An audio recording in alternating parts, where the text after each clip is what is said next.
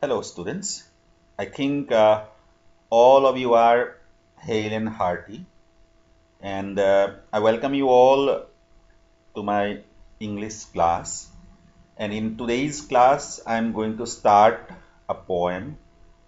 It is a very beautiful poem, and already I started the poem in my offline classes, and so today I'm going to start it in my online classes. And the poem is Keeping Quiet by Pablo Neruda. In this particular poem, the poet speaks about the importance of a particular thing. And he says that if we want to live a peaceful life with togetherness, with unity, then we have to practice that particular thing every day. What is that particular thing? We'll come to know in the poem. So now let us come to the poem. First of all, let us very briefly discuss about the life of the poet. So Pablo Neruda, he was a Chilean poet. That means he was born in Chile in South America, and he was born in the year 1904 and died in 1973. And Neruda wrote his poems in Spanish language. And later on, his poems were translated into English. And he has been regarded as one of the most popular, as one of the most well known or notable poet of the 20th century.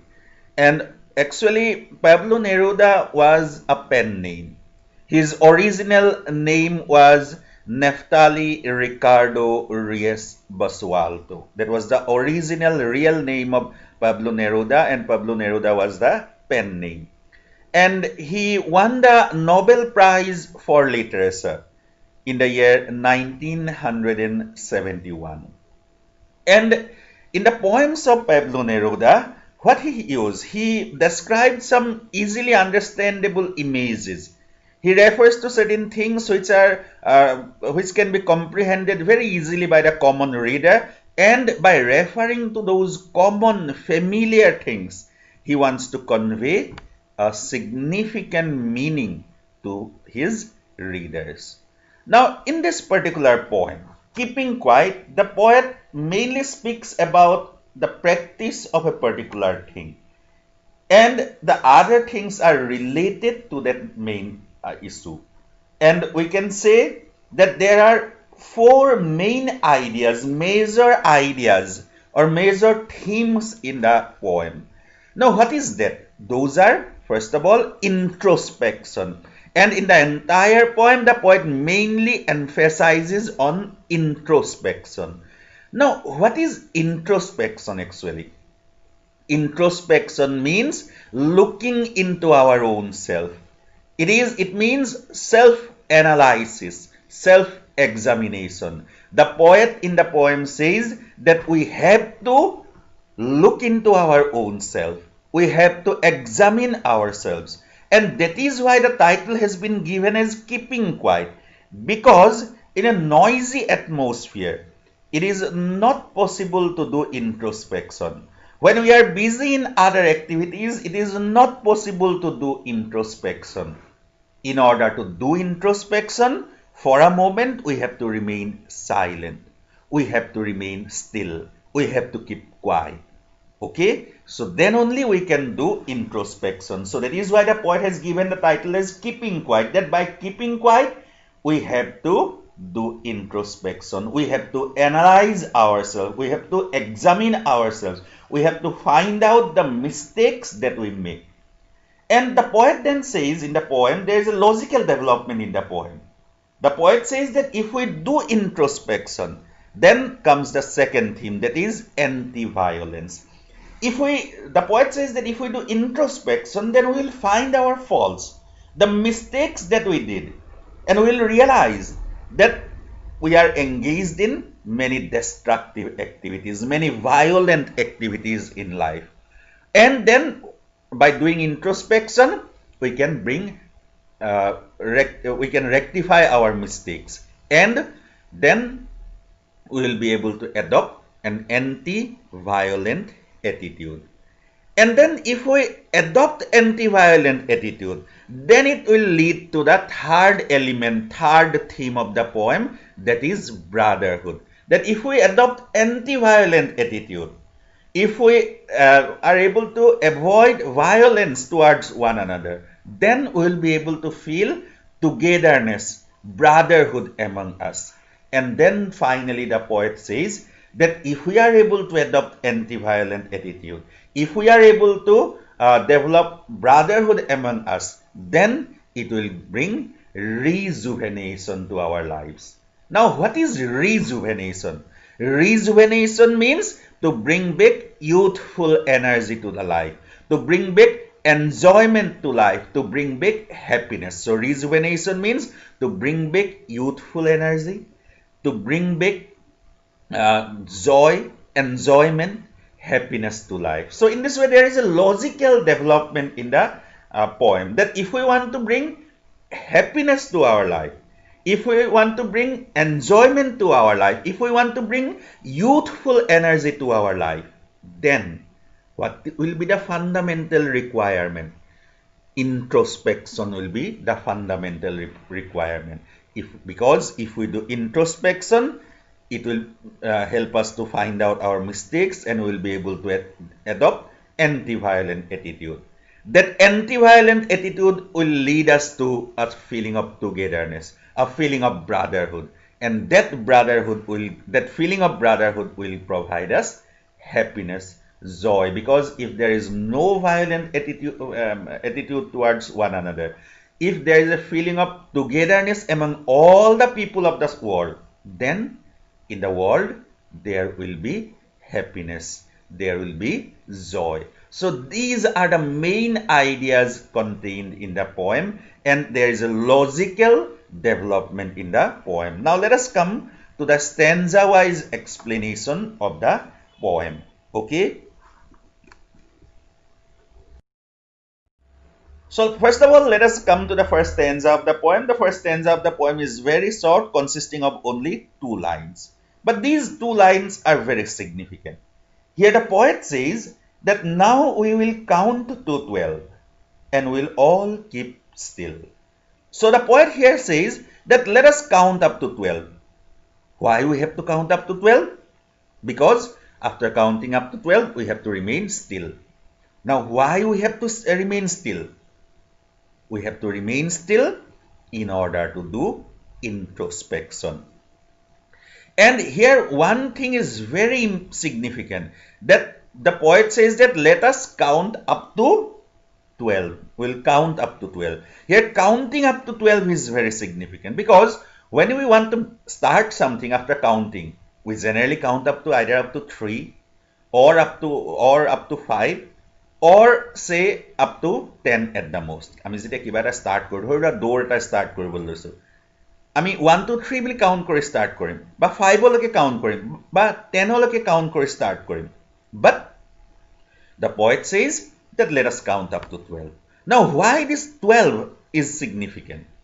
It may have 3 significances. Number 1 is that by counting up to 12, the poet here, by 12, the poet wants to refer to the dial of a clock. Because in the dial of a clock, even in the wall clock or in your wristwatch also, in the conventional wristwatch, okay, I'm not speaking about the modern day smart watches. I'm speaking about the conventional wristwatches. In those clocks, in the dial of the clock, there are 12-hour marks. And those 12-hour marks in the clock represent the time of the entire day, isn't it? সেই 12টা ঘণ্টাৰ যিটো চিন আছে, সেই গোটেই দিনটোৰ সময়খিনিক represent কৰে. Okay? So by referring to those 12-hour mark of the clock, the poet wants to convey the idea that in the entire day, in the whole day, we have to find out a moment to remain quiet. Why? To do introspection. So by counting up to 12, the poet wants to convey the idea that in the entire day, within the 24 hours of the day, we have to find out a moment to do introspection. Secondly, the poet by saying that let us count up to 12 here, 12 may also refer to the 12 months of the year. There are 12 months in the year.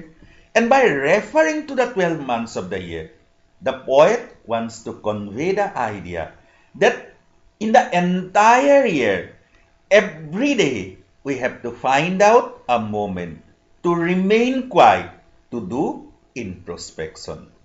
Okay, clear? Then number 3, third point is very significant. Again, it is related to the clock. Now, at 12 o'clock, what happened in the clock?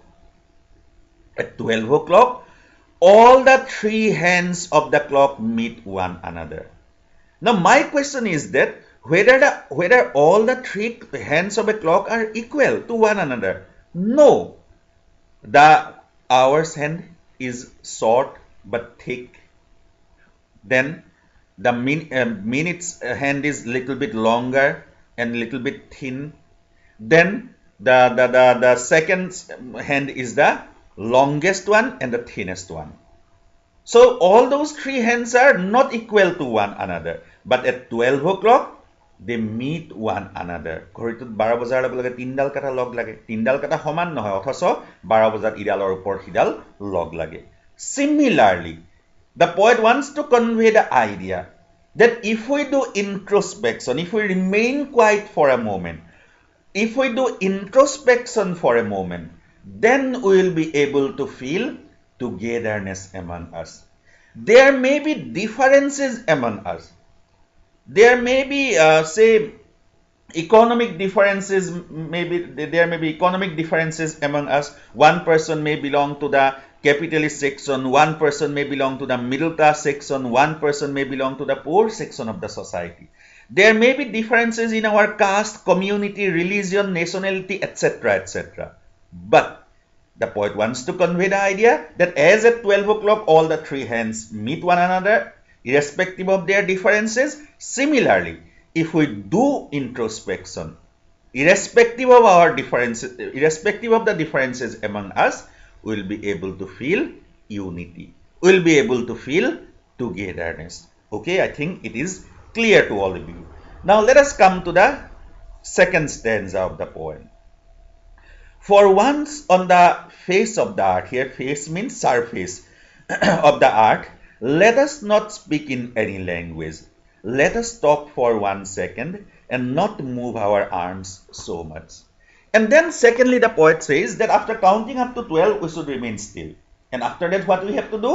Let us not speak in any language. That means, literally it means, let us remain silent. Let us not utter a single word. And it has a deeper meaning also. Because we create discrimination among us on the basis of many things, like caste, community, religion, etc., etc. Similarly, we create discrimination among us in the name of our language also. Because language gives us the identity of our race. Okay, my mother tongue may be Assamese. Some others' mother tongue may be Bengali, Hindi, Tamil, Telugu, etc., etc. So the poet says that let us not speak in any language. Because if we speak in any language, then automatically we will create discrimination among us. That I am an Assamese, he or she is a Bengali, he or she is a Tamil, he or she is a Telugu. In that way, we create discrimination among us. But if we remain all silent, then what will happen? If we remain all silent, then we will be able to feel togetherness among us. Okay? There will be no discrimination at that time if we don't speak in any language. At that moment, there will be only one identity. What will be the identity? That human being will be the identity at that time. There will be no identity like Assamese, Bengali, etc., etc. If we don't speak in any language, then at that moment, human being will be the identity. Because if we don't speak in any language, we can see the similarity among us. We all have 2 eyes. one nose, two ears. So there is no difference between us. So we'll feel that we all are human beings, irrespective of our race, irrespective of our language. We'll be able to feel oneness, togetherness, or brotherhood. So the introspection will bring the sense of brotherhood. Secondly, the poet says that let us not move our arms. That means it has two meanings. Let us not move our arms. Arms literally means hands. Let us not move our hands. That means with our hands we perform different activities. And most of the activities of modern men are destructive. Most of our activities are destructive to the other people of the society, as well as most of our activities are self-destructive. So the poet said that let us not move our arms. That means let us not use our hands in any destructive work. On the other hand, arms also refers to weapon. So the poet says that let us not use weapon for a moment, because weapon brings massive destruction in the society. With a weapon we can kill one another, we can hurt one another. So that is why the poet said that let us not move our arms. That means let us not use any weapon. So here in the stanza, the poet said that by remaining still, we should not speak in any language so that we can feel togetherness. We should not use our hands in any destructive work. We should not use any weapon to kill or to harm one another. Okay, so I think this stanza is clear to you. Now let us move to stanza number 3. So let us come to stanza number 3. It would be an exotic moment. Exotic means enticing, enjoyable, thrilling moment. Without rush, without engine, we would all be together in a sudden strangeness. So the poet says that if we are able to remain still, if we don't speak in any language, if we don't use any weapon or our hands to in any destructive work, if we do introspection, then we'll be able to feel the exotic moment. So here, exotic moment, we can say rejuvenation, enjoyment, a moment of thrill, a moment of enjoyment. Okay, so the poet said that if we are able to do that, we will be able to feel an exotic moment, because at that time there will be no hustle and bustle of our daily life. We all sit together, we all sit and do introspection, remaining silent and still, and there will be no sound of engine, there will be no noise. Everywhere there will be silence, because engines are run by men, and if all men do introspection for a moment, at that time the machines will be stopped and there will be a tranquil situation, a calm, a serene atmosphere and in the entire world. And that moment will be an exciting moment for us, will be an exotic moment, enjoyable, thrilling moment for us. And in that thrilling moment, we'll feel only one thing. What we'll feel?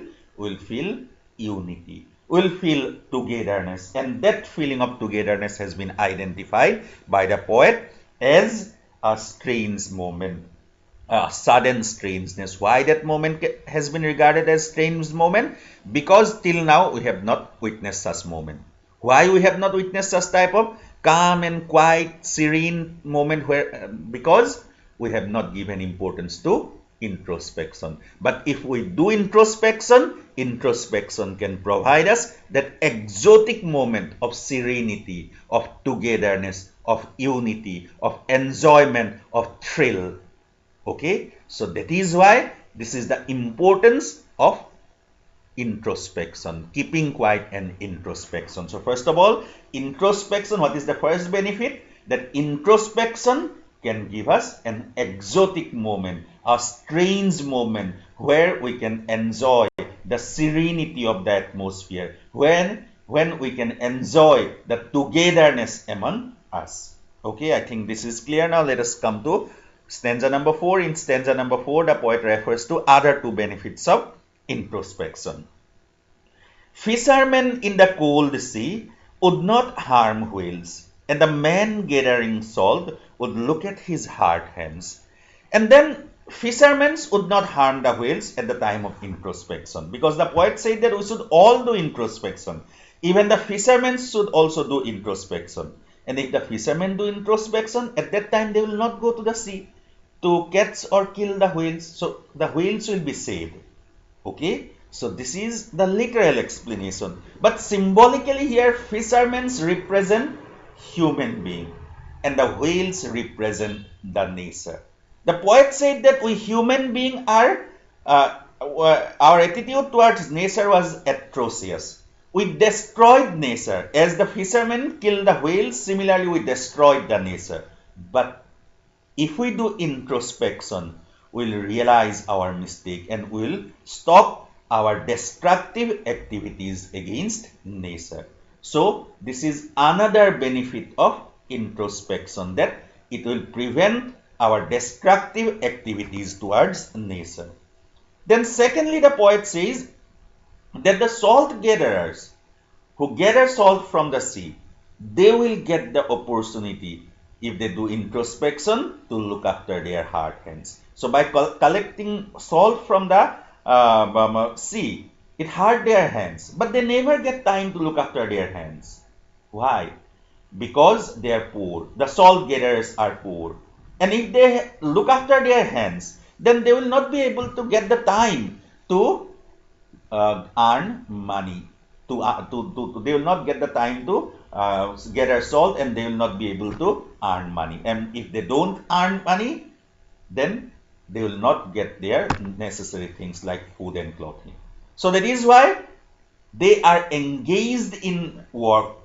They are engaged so much in their work that they never get time to look after themselves. But if they do introspection, those salt gatherers will also get the opportunity, the time to look after themselves.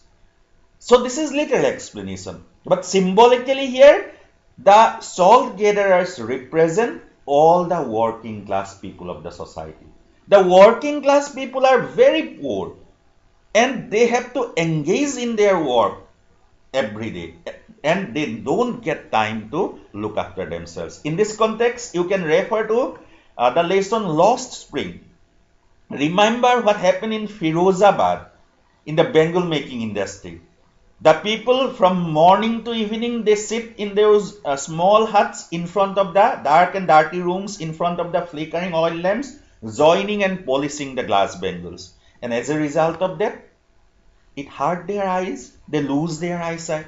They never get time to look after themselves, because if they have to look after themselves, they will not be able to earn money. And if they don't get the time to earn money, they will not be able to buy their necessary things. But the poet says that if the working class people also get the opportunity to do introspection, they will get the time to look after themselves. This is another impact of the of introspection. So up till now, we have come across three positive impacts of introspection. Number one is that the introspection will give us the exotic moment, a thrilling moment where we can feel the togetherness, unity among us. Secondly, if we do introspection, we'll stop our destructive activities against the nature. And thirdly, if we do introspection, then what will happen? The working class people will also do introspection, and they will get the time and opportunity to look after themselves. Now let us come to the last stanza for today, and here the poet refers to the fourth and the most significant impact of introspection. So here the poet says that those who prepare green wars, wars with gas, wars with fire, victories with no survivors, would put on clean clothes and walk about with their brothers in the shade doing nothing.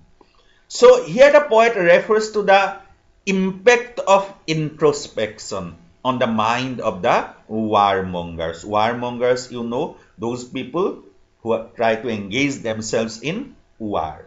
So those people who prepare war are known as warmongers. So here the poet refers to the impact of introspection on the minds of the warmongers. That how a revolutionary, a drastic, a complete change introspection can bring to the minds of the warmongers. So here the poet says that those people who prepare green wars. Now, what is green war here? A question earlier came, a comprehension type question earlier came. And let me tell you one more thing, that this stanza is very, very important from the point of view of examination. Comprehension type questions used to come from this stanza earlier in the examination. Comprehension type questions came. Then 2 marks questions also came in the examination, and you will get the answers of those 2 marks questions in this stanza. So here earlier in one comprehension type question, it was asked that what does green war mean? So here green war means war against environment. So here the poet says that those people who prepare a war against environment, those people who destroy the environment, then those people who prepare war with gases. War with gas means the poisonous gases that we use in different weapons to harm one another. For example, we can refer to the nuclear weapon here. Or war with fire. War with fire means fire weapons. Okay, those people who prepare war with fire weapons, they will realize if they do introspection. What realization will introspection bring to their minds? They will realize that in those wars, there will be, someone will achieve victory, but there will be no one to celebrate, to enjoy that victory. Because, say, if we start fighting against nature, then what will happen? One day nature will retaliate, and then what will happen? Then no one will be able to survive. On the other hand, if we use poisonous gases to harm one another, say, suppose a war breaks out between India and Pakistan, and all of you know that both the countries possess nuclear weapon, and suppose India drop one nuclear bomb in Pakistan, then what will happen? Immediately, the entire Pakistan will be destroyed. But the impact of the nuclear bomb as a neighboring country, inhabitants of the neighboring country, we have to also face the circumstances. It will affect us. So there will be no survivor in our country also to celebrate that victory. On the other hand, if we use fire weapon to kill one another, then also there will be no survivor, because I may shoot a person and kill him, but immediately after a while another person with a weapon can kill me. Okay, so that means there will be no one to celebrate that success. No survivor will be there. So if the warmongers do introspection, they will realize the futility, the worthlessness, the meaninglessness of war. And then what they will do? Then they would put on clean clothes. Here clean clothes means new approach. So they will forget, or they will eliminate that violent attitude from their minds, and they will adopt a new approach. What will be the new approach? That is the approach of anti-violence. And with that new approach, and walk about with their brothers in the shade doing nothing. And then with that anti-violent attitude, they walk about under the trees by holding one another's hand, doing nothing, means doing no harmful activities towards one another.